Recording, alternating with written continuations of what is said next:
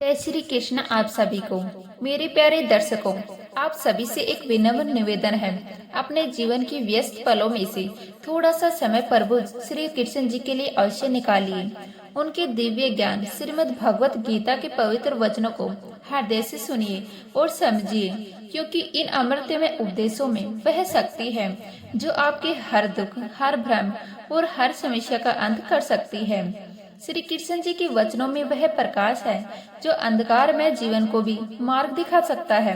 इसीलिए गीता सार को केवल सुनिए नहीं, उसे अपने जीवन में उतारिए, क्योंकि यही वह ज्ञान है जो मनुष्य को मोह, क्रोध और भय से मुक्त कर सच्चे सुख की ओर ले जाता है। और अगर आप हमारे चैनल पर नए हैं तो आपसे निवेदन है कि हमारे चैनल को अभी सब्सक्राइब कर लीजिएगा, ताकि श्री कृष्ण जी के उपदेशों की यह अमृत धारा आप तक निरंतर पहुंचती रहे। जीवन एक रहस्य है जिसे समझने में पूरा युग भी कम पड़ जाता है।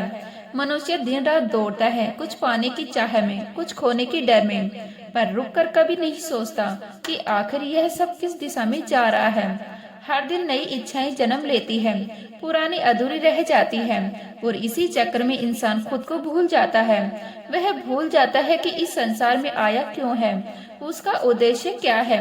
लोग कहते हैं कि समय सब बदल देता है, पर सच्चाई यह है कि समय नहीं, कर्म सब बदलता है। जो जैसा करता है वैसा ही पाता है। ब्रह्मांड में कोई अन्याय नहीं होता, केवल परिणाम होते हैं। एक बीज बोओगे तो वृक्ष उगेगा, पत्थर फेंकोगे तो लहरें उठेंगी, और वही लहरें लौटकर तुम्हें ही भिगो देंगी। यही है जीवन का सबसे सटीक संतुलन। भगवान श्री कृष्ण जी कहते हैं, हे मानव, तू अपने कर्मों से ही अपनी नियति लिखता है। ईश्वर केवल दिशा देता है, यात्रा तुझे खुद तय करनी होती है। यही कारण है कि जो इंसान अपने कर्मों को समझ लेता है, वह जीवन के हर उतार चढ़ाव में शांत रहता है। उसे मालूम होता है कि दुख कोई सजा नहीं, बल्कि सुधार का अवसर है। सुख कोई इनाम नहीं, बल्कि पहले किए गए कर्मों का फल है। जो यह समझ लेता है वह शिकायत छोड़ देता है, और जो आत्म चिंतन शुरू करता है।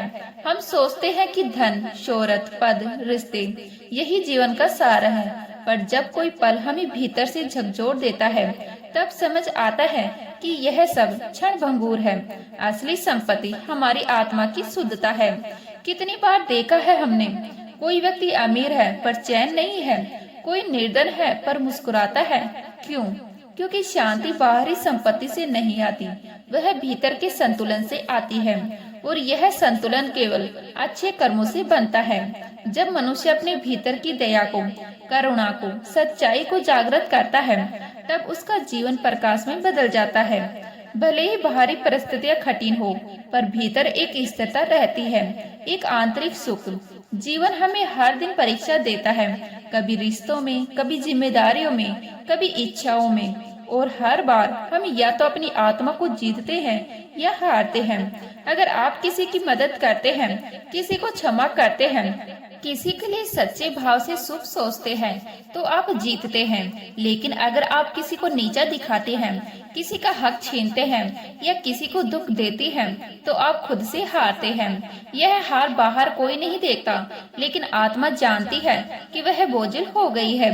यही बोझ धीरे धीरे चिंता, भय और बेचैनी में बदल जाता है। इसीलिए समझिए, पाप की सजा केवल नरक में नहीं मिलती, वह मन के भीतर भी शुरू हो जाती है। श्री कृष्ण जी कहते हैं, बीता हुआ वक्त लौटकर कभी नहीं आता, इसीलिए उसे पीछे मुड़कर देखने की बजाय आने वाले कल पर ध्यान दो, क्योंकि पीछे झांकने में ही आगे का अवसर खो जाता है। इंसान का चेहरा चाहे आकर्षण ना हो, लेकिन उसके बोल जरूर मनमोहक होने चाहिए, क्योंकि लोग चेहरों को भूल जाते हैं, पर शब्दों की चोट या मिठास याद रहती है।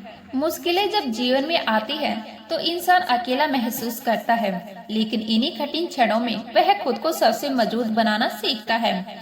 कोई रूठ जाए तो उसे रहने दो, क्योंकि आत्म सम्मान के आगे किसी के पैरों में गिरकर जीना उचित नहीं होता। झूठे वादों से इंसान नहीं मरता, पर भरोसा जरूर टूट जाता है।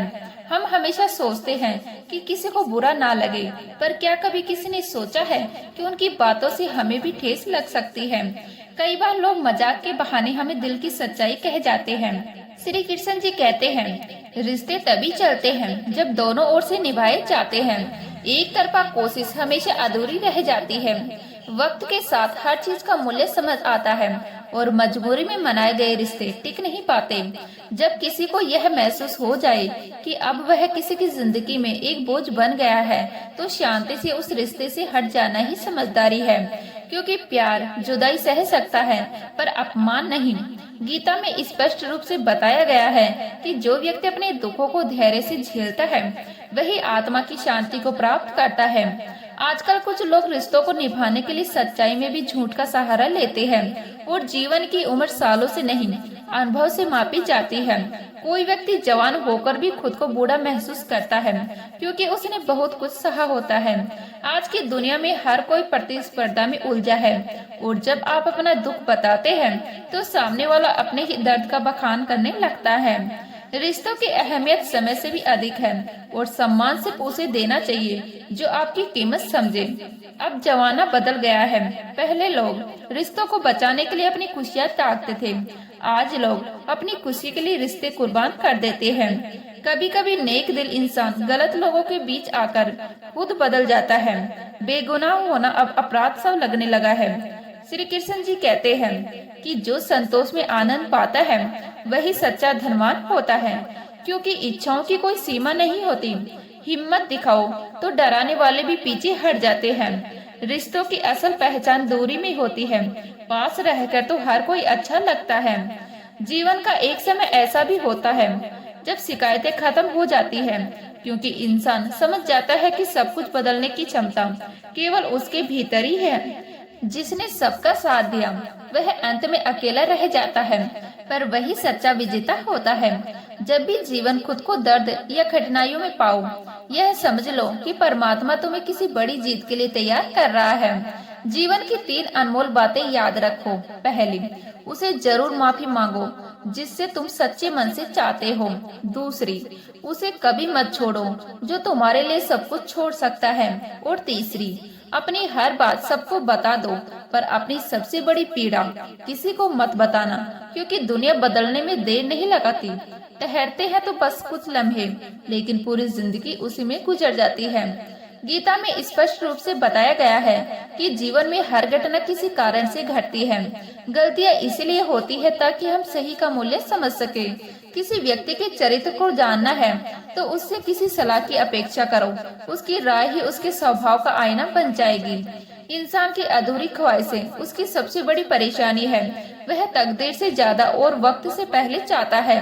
अमीरी या गरीबी से नहीं, दिल में बसे भाव से इंसान की महानता मापी जाती है। जब मन में देने का भाव हो तो एक मुस्कान भी किसी के जीवन में उजाला फैला सकती है।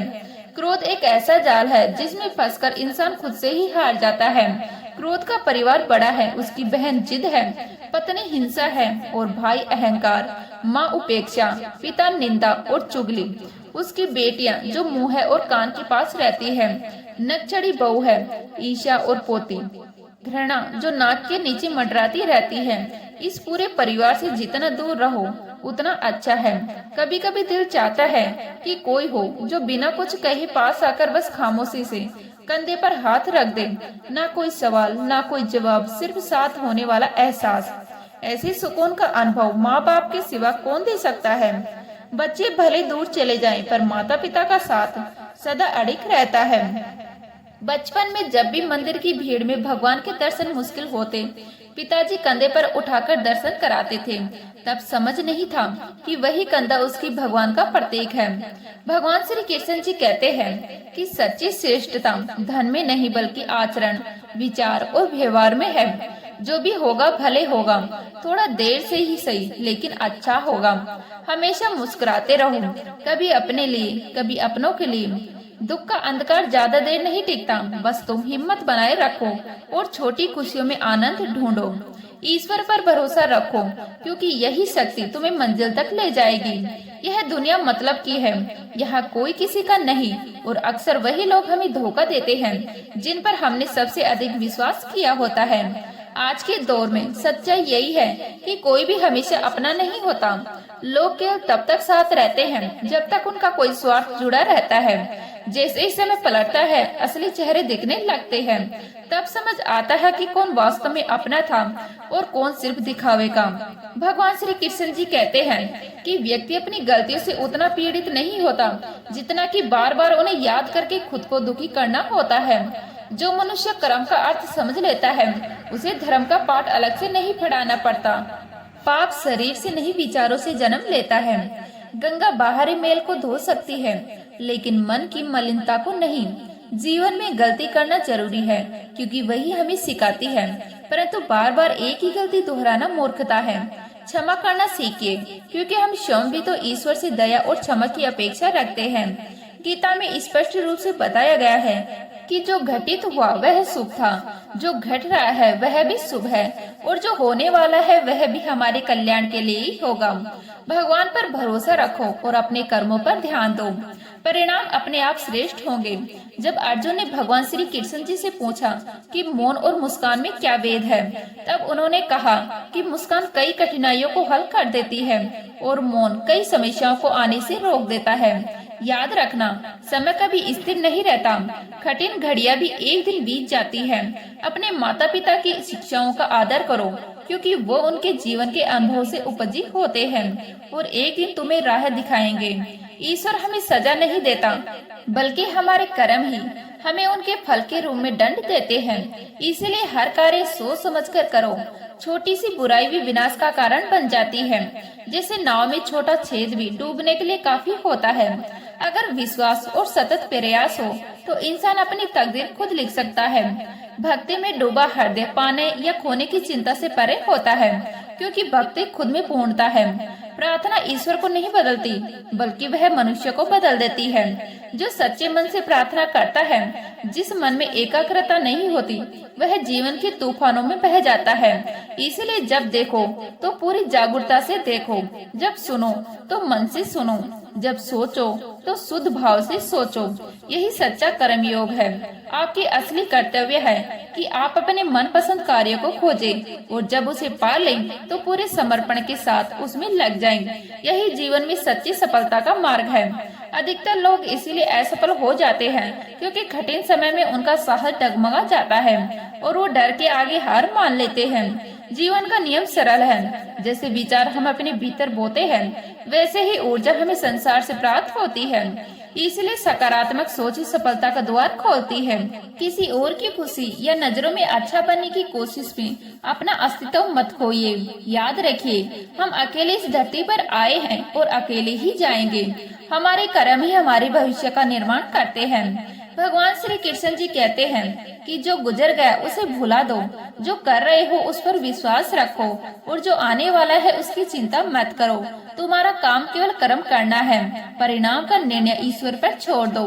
संसार में व्यक्ति अकेला पाप करता है, परंतु कई लोग उस पाप से मिलने वाले सुख का आनंद लेते हैं, मगर दोष उसी के हिस्से में आता है जो गलत कार्य करता है। सत्य हमेशा सुखद नहीं होता और असत्य हमेशा विनाशकारी भी नहीं होता।